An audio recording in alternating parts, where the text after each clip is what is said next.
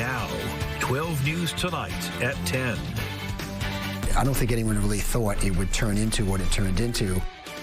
The Department of Justice releasing its findings about the FBI's involvement in the January 6th Capitol riot. What our law enforcement analyst is saying about the report. Plus, helping put food on the table for local families this holiday season. What a new survey showing about food insecurity in the Ocean State and how you can help.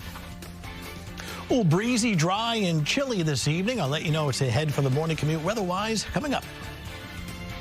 First tonight, a new report finds the FBI missed a basic step leading up to the January 6th attack on the Capitol. Thank you for joining us. I'm Shannon Heggie. I'm Mike Montecalvo. The report released nearly 4 years after the riots found no undercover FBI agents were there that day, but there were confidential informants. Kayla Fish spoke to our law enforcement analyst to break down the report's findings. Kayla?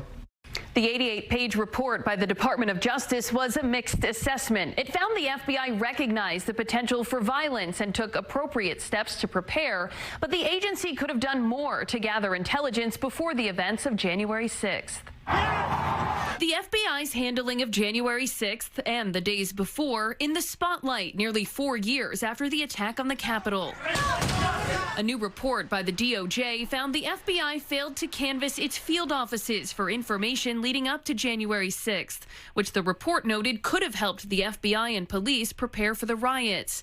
Despite that, the report found there wasn't any critical intelligence that the FBI had that wasn't shared with or already known by other agencies.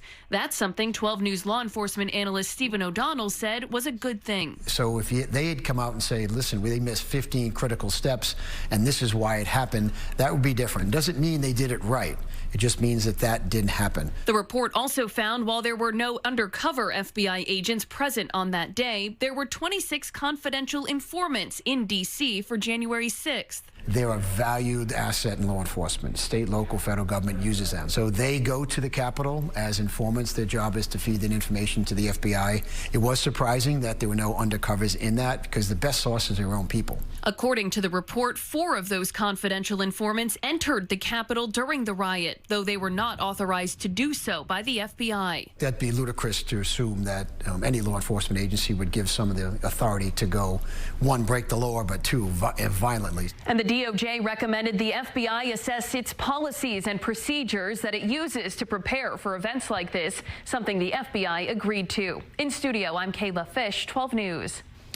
Kayla, thank you. Chief Meteorologist Tony Petrarca joins us now as we take a live look over the city of Providence. After mild temperatures with yesterday's storm, we're going to get cold again overnight, Tony. Yeah, Mike and Shannon, we're 20 degrees cooler or colder today and really getting back to feeling more like the season. Still a little bit of a breeze out there this tonight, but obviously nothing like the strong wind that we had yesterday. So those breezes making these temperatures feel a little colder, but most areas now are in the middle to upper 20s. We've been holding at 29 degrees in Providence now for the last several hours. 32 in New Bedford and Taunton, and looking at low 30s along the south shore from Esquimalt, westerly and out towards Narragansett. So the forecast for tomorrow, first of all, during the overnight hours, looking at temperatures under clear skies dropping through the middle 20s.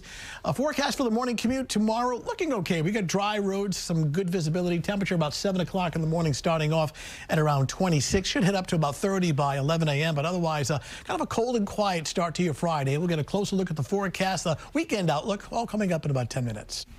Tony, thank you.